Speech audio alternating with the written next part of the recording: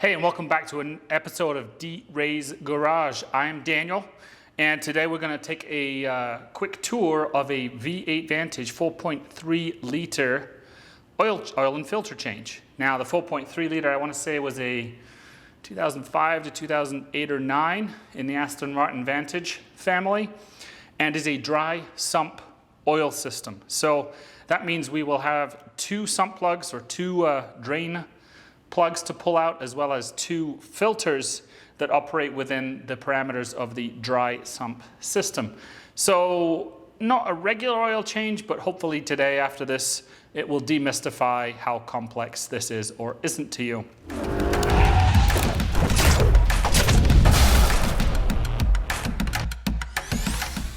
As far as what we're going to need for today's project, besides abundant AC, which is not here in these 100+ temperatures in Arizona's early summer, so the beads of sweat are free today. We'll be using 10W60 Motul. I have a kit that I'll open up here from Rich Seidlitz over at Red Pants. Redpants.lol is the URL where this kit comes from. So we're going to open that up here shortly. And if you go to redpants.com, you'll wind up at some Buick dealership in Utah. So go figure that one out. Rich, that one's for you. We will be using T30 and T40 bits to remove the undertray at the front of the vehicle so we can access the front drain plug. I have a drill here because I'm lazy, and so I use that for my Torx bits, T30, T40 again. Brake clean to clean out those filters that go into the system, and we will be replacing rubber O-rings in this package here. Rubber gloves, glasses, a little bit of a ratchet, 10 and 13 mil, there may be more. This inexpensive item is how we're going to get the actual filter off of the car. I think if you've seen Tavarish's video, you've seen how channel locks maybe make that a little bit more challenging. So we've got that. I've heard some people even go old school and medieval, getting a leather belt on there. We'll need a pick to pull the rubber O-rings. This is just a little digital torque wrench that I throw on this to ultimately torque down the plugs. And yeah, let's crack this open.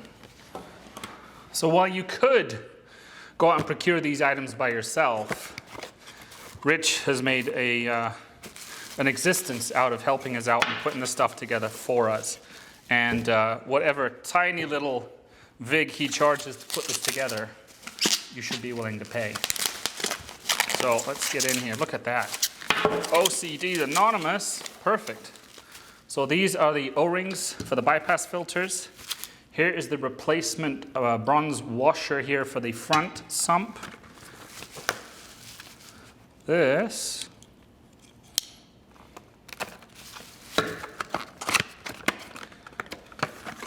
is an Aston Martin OEM oil filter. Now, I know that you can get other manufacturers that make that size. However, they don't have some spring high pressure unit inside. So I know that Rich advises stick with OEM here. And then in here, we have the replacement screws for the bypass filters, as the Torx screws that are under there are notoriously difficult to get out. They're notoriously difficult. We'll see if we face that problem when we get under there. And then this is the replacement drain plug for the second drain plug on the system. The first one, we will reuse the bolt, but replace the crush washer. So that's basically the gear we will need. So like I said, an average oil change, you'll just have a new filter, probably a new crush washer, and you'll be done. Well, we just have a couple more spots to go and do some work here today, and hopefully I can shed enough light on the subject that we can get you comfortable doing it for yourself. So I did let the engine idle there for a few minutes just to get the oil a little bit warmed up so the viscosity was better, so it would run out better.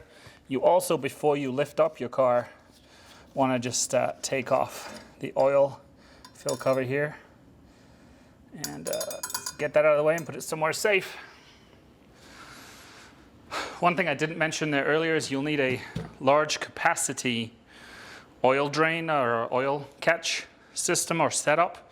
because this bad boy here takes, as you probably saw and did the math on, 9.5 liters of engine oil, motor oil, which is basically 10 US quarts. So it's a thirsty one when it comes to engine oil.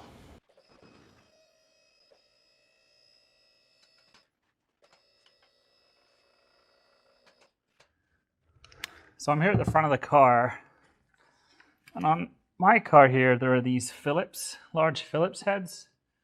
I think these are probably from some garage or another losing, the T30 ones. I have some replacements somewhere that I was going to put in here, but I can't place them right now. So anyway, let's get this off of here. I'm going to work from here to the front so it doesn't fall on me while I'm back here.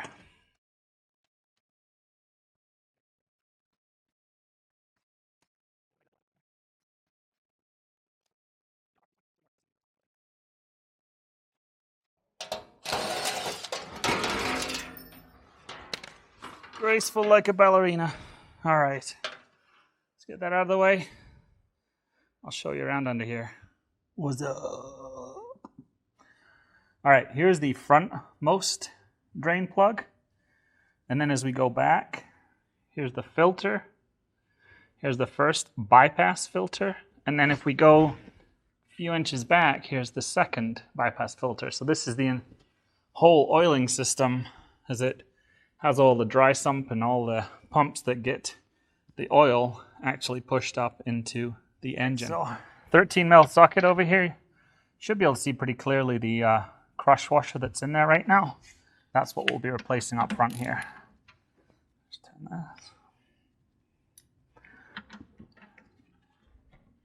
that. Oh, of course. Gorilla Tight. Gotta love that. Okay, there we go.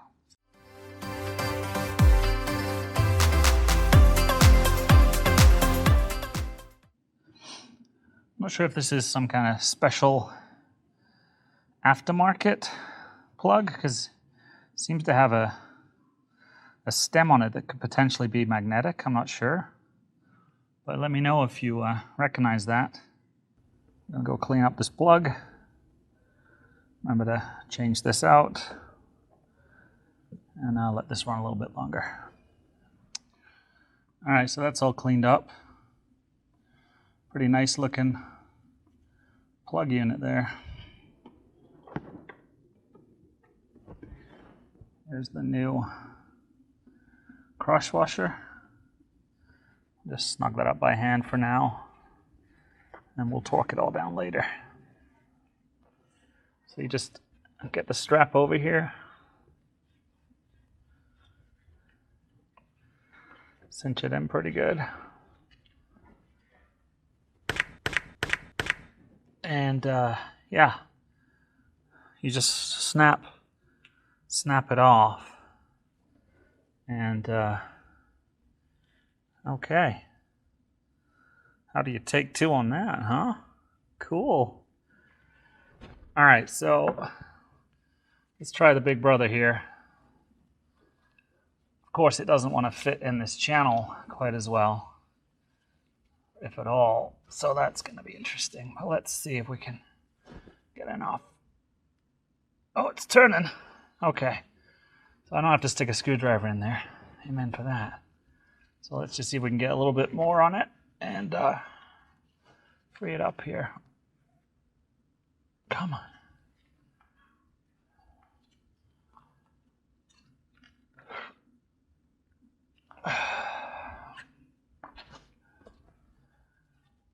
Alrighty. I know you were all nervous at home. I had it completely under control.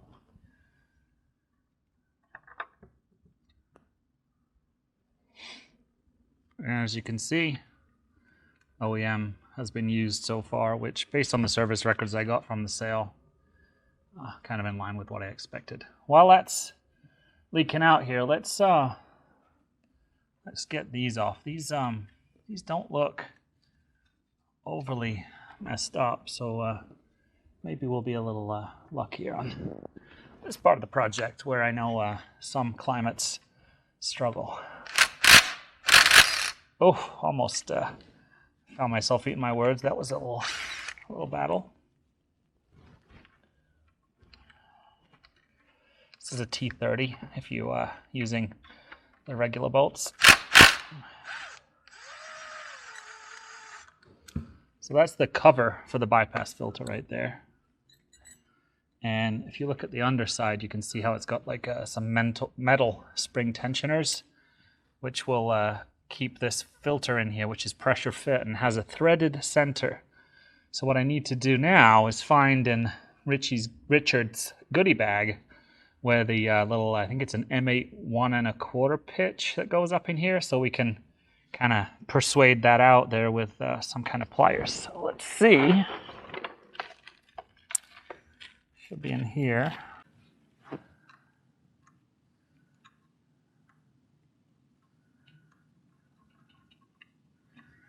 Okay. Just give it a wiggle. Maybe need a little more manly tool here. Let's get some little channel locks. Let's see if we can coax it out of there.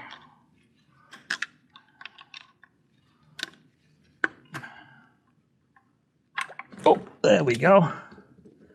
That's a little coup de foudre right there. Shock and awe.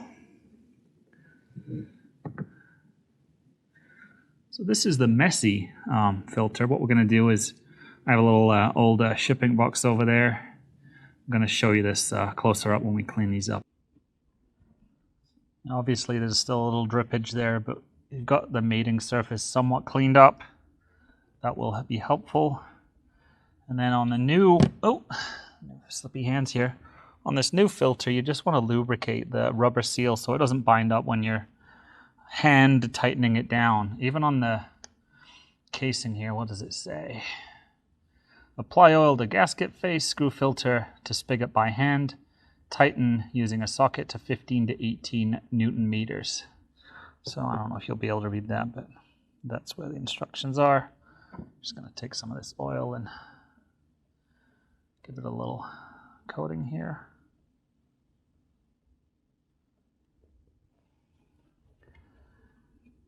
One last wipe on that mating surface. Not that that seems to help much.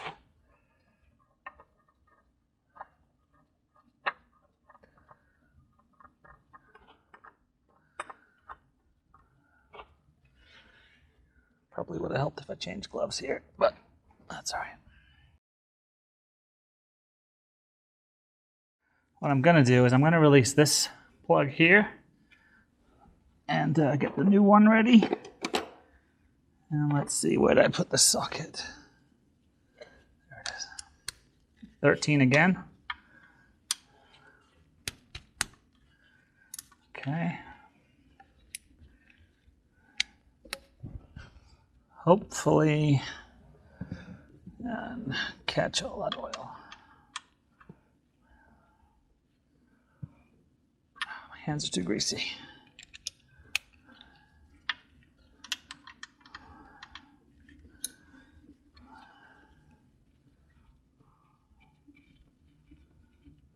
Little tip here, I've made it before. Just keep upward pressure on these drain plugs until you know you've got released, and that way you get less mess. Say that. No, I'm going to get a face full now, right? Here we go. Not so bad. Oh, except I didn't quite get it lined up where it was going to droop. There we go. Tell you what, you need a very large catch can if you're going to get more than one of these at any one time. So this is the plug that is replaced at each change because it has an installed rubber gasket. It was a similar setup on the Corvette that I changed oil on as well, where they've got these kind of baked-in washers.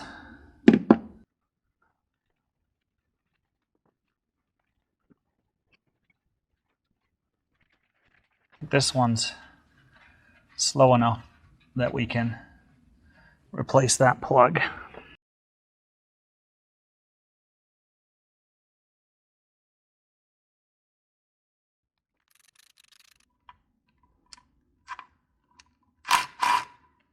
Uh-oh.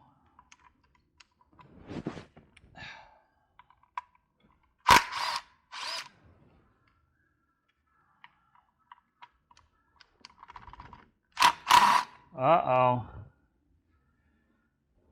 Stripopotamus. So, yeah.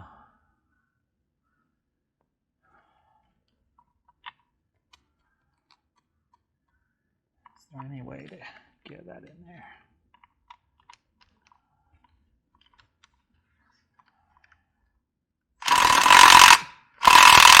Well, that's not making it any better, is it? You know what? I'm going to take a minute on that one. Let's go show you how to clean up one of these bypass filters. All right, while I consider the depression that is having to deal with that strip bolt under there, I'm going to clean out one of these filters. See a little bit of brake clean on there.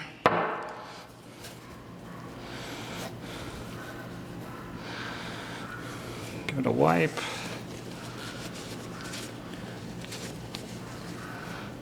I don't see really too much of any concern in this.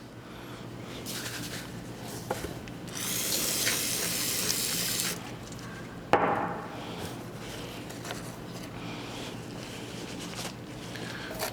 a fresh clean there.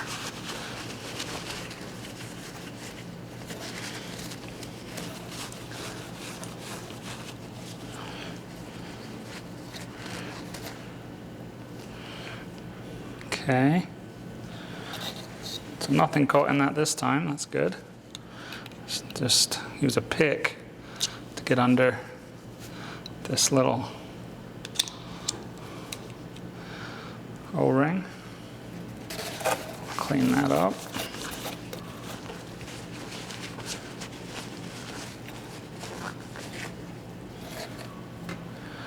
Here's the fresh one.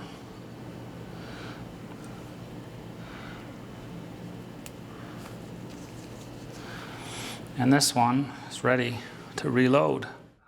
So this is fully seated now just by hand pressure. We'll get this cap, and then I'm going to use these bolts provided by the Red Pants kit.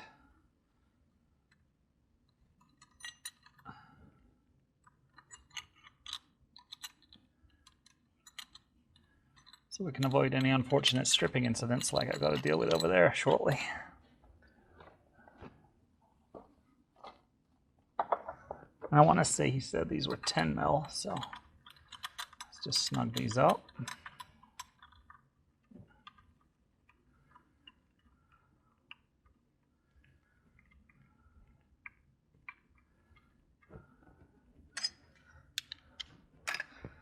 I'll have to go look up the torque spec here, but I think snug will get it done. Nothing crazy.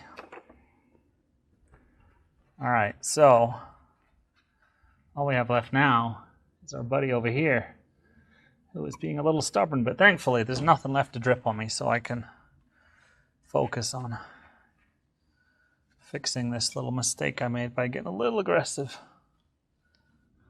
Okay, so the Dremel failed, or I think what I'm supposed to use is like a punch driver where you have an impact and you stick a like a maul hammer on it and it twists it loose.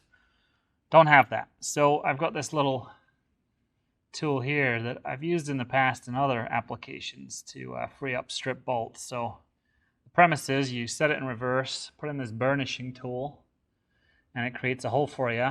Then you flip it and reverse it through this, which has some almighty teeth in it. I'm not convinced 100% it's going to work, but I am out of other options right now.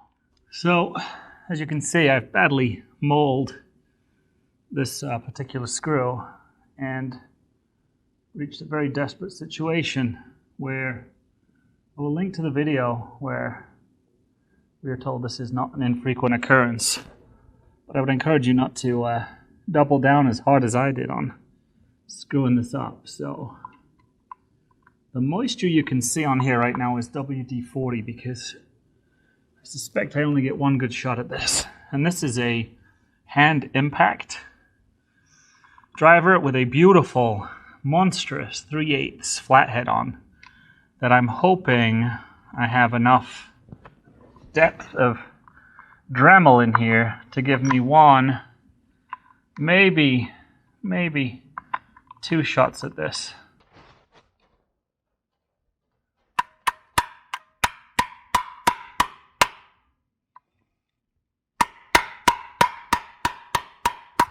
Ow! Yeah.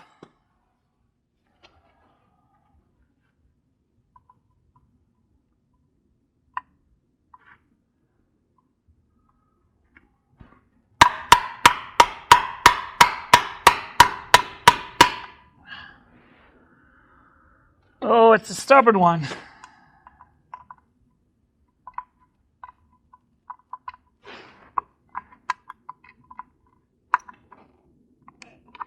Whoa, why did that move? That's reassuring.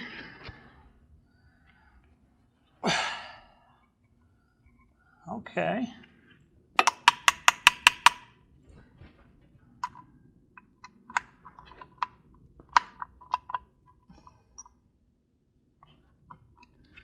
All right, it turned,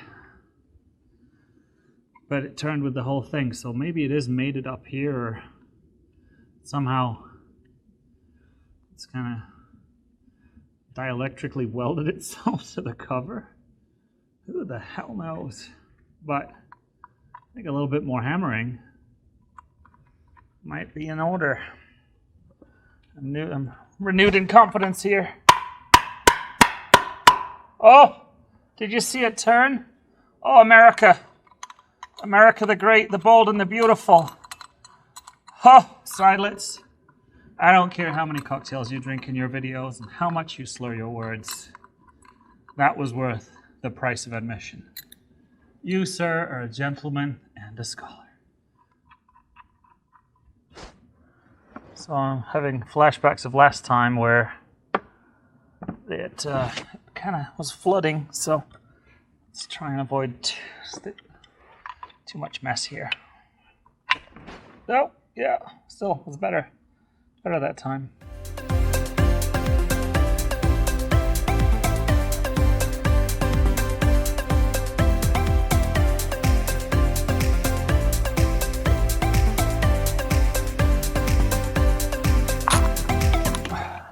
So just before I go up top, I'm going to torque this plug and this bolt down to 16 foot-pounds. It's already there. And we're good. So that was very easy and quick. This will, if you have a device that you can get on there, like if you were to have a proper cap that would somehow fit in there, then that one goes down to, I think it was 15 to 19 Newton meters, or about 13 foot-pounds. So again, probably something you can just handle by going hand tight.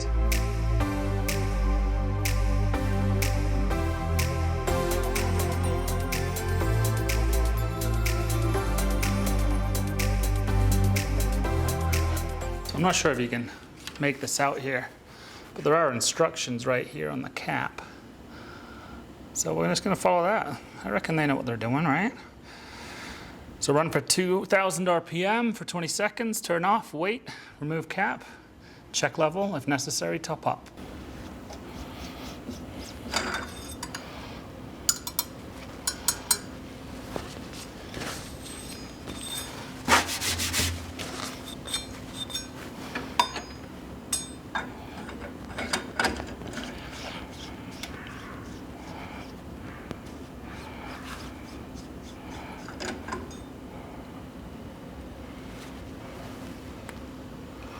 All right, so probably calling that right around here. So I'm gonna put, I'll put most of it in there.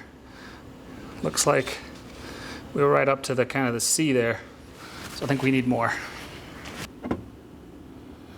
All right, so that's another half quart added. No leak here, nothing here, nothing here, good here. And good back there. There's your Aston Martin V8 Vantage oil change in a nutshell.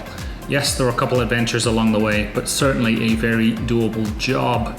Hopefully you got some good insights from that and now have the confidence to pick up your own wrenches and get your oil changed.